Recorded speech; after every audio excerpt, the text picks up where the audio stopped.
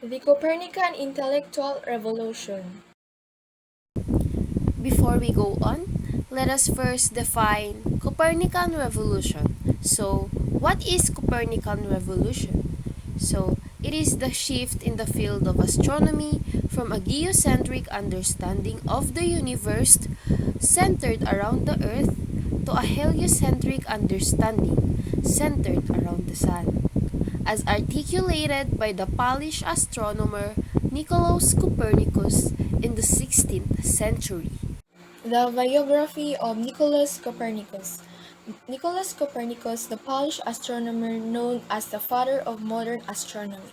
He is the first modern European scientist to propose that the Earth and other planets revolve around the Sun, or the heliocentric theory of the universe.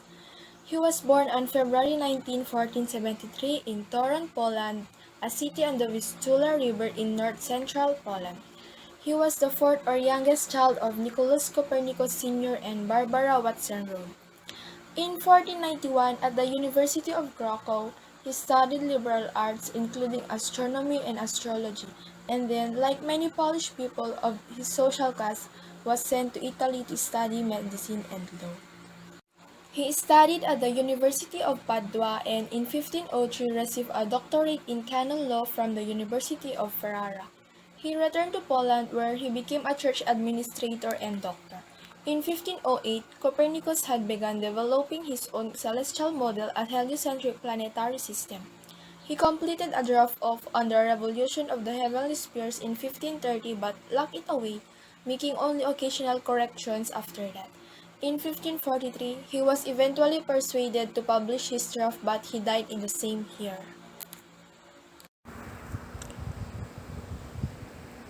Geocentric model and heliocentric model, the two competing models of the solar system.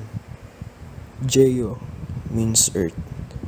In astronomy, the geocentric model, also known as geocentrism, often exemplified specifically by the Ptolemaic system, is a supersede description of the universe with Earth at the center. Under the geocentric model, the Sun, Moon, stars, and planet all orbit Earth.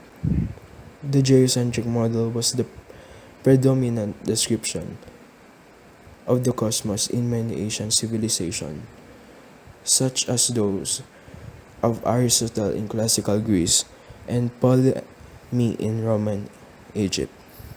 The geocentric model says that the Earth is at the center of the cosmos or universe. Let's go in heliocentric model. In the early 1500s, the Polish astronomer Copernicus suggested that the Sun was the center of the solar system. Historically, heliocentrism was opposed to geocentrism, which placed the Earth at the center, in which the Sun as the center is assumed to lie at or near a central point, while the Earth and other bodies revolve around it. A heliocentric system is one in which the planets revolves around a fixed sun. Thus, Mercury, Venus, the Earth, Mars, Jupiter, and Saturn are revolved around the sun. The moon is the only celestial sphere in the system which revolves around the Earth and together with it around the sun. This is the heliocentric model, the astronomical model in which the Earth and planets revolve around the sun at the center of the universe. Theories under geocentric system, Earth-centered. Geocentric system, the Earth is considered to be the center of the solar system.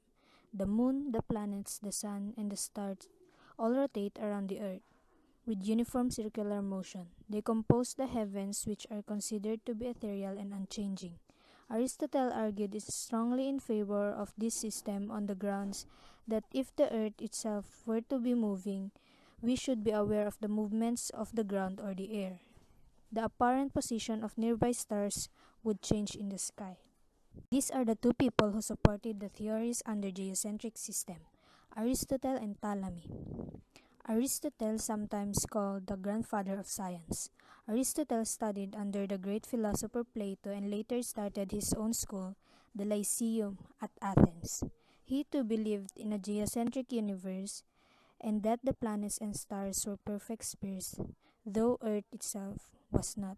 He further thought that the movements of the planet and stars must be circular since they were perfect, and if the motions were circular, then they could go on forever. Ptolemy. Ptolemy was an astronomer and mathematician. He believed that the Earth was the center of the universe. The word for Earth in Greek is geo, so we call this idea a geocentric theory. Even starting with this incorrect theory, he was able to combine what he saw of the stars' movement with mathematics, especially geometry, to predict the movements of the planet. His famous work was called the Almagest. To make his prediction true, he decided that the planets must move in epicycles and the Earth itself move along an equant. None of this was true, but it made the math work for his predictions.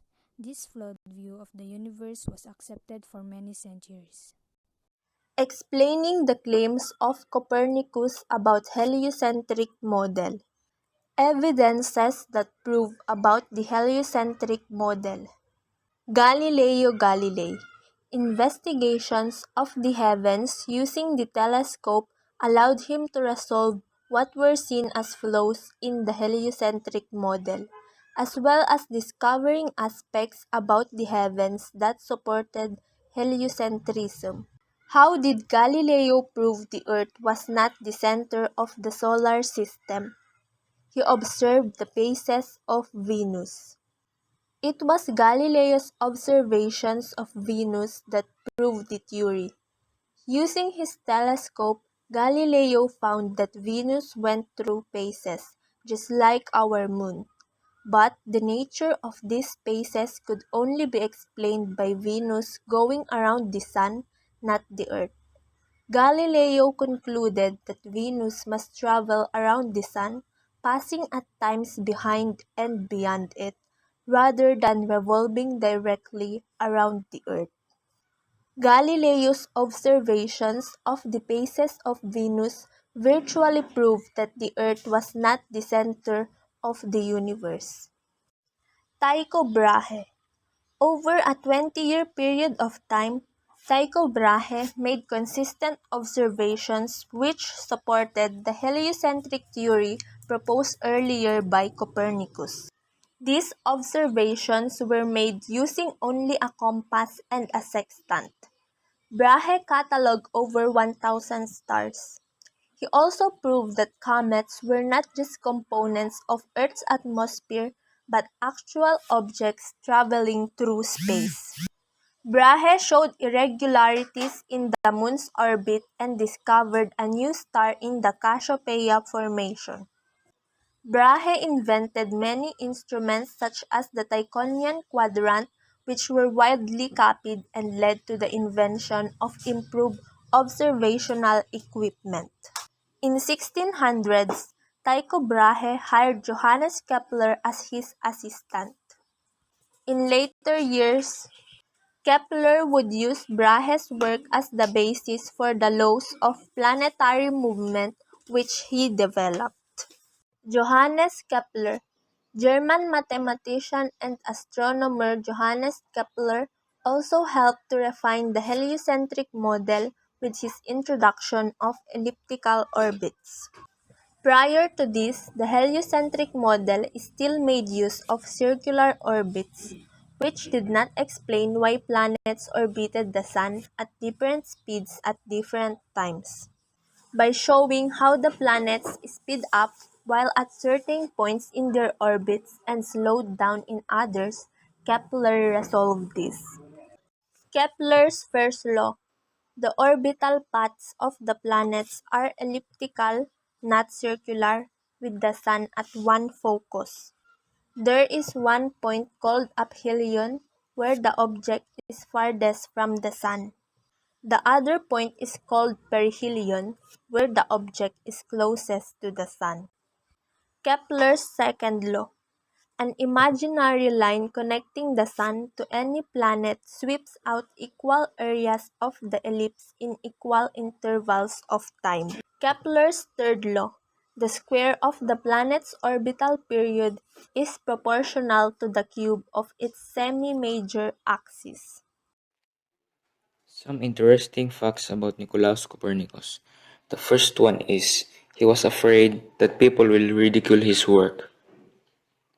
Copernicus had more or less completed writing De Revolutionibus Orbium Coelestium, the book in which he argued in favor of the heliocentric model in 1532.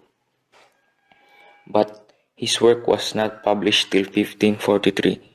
This was because Copernicus kept delaying its publication as he didn't want to risk the scorn to which he would expose himself on account of the novelty and incomprehensibility of his thesis. The second one is he never earned a bachelor's degree. He went to a lot of colleges, but there's no record of him ever earning a bachelor's degree. He attended the University of Krakow, the University of Bologna, and the University of Padua. At the time, men didn't need to get a bachelor's for a church career or to study for a higher degree, so Copernicus's career path wasn't unusual. This is according to the Stanford Encyclopedia of Philosophy. He practiced medicine without a medical degree. Copernicus' father died when he was about 11, so his uncle, a bishop, took him and his 3 siblings under his protection. When the uncle became elderly and I fell ill, Copernicus acted to his physician. Copernicus was also a physician for the bishop who succeeded his uncle and 4 members for his church chapter. He never received a medical degree.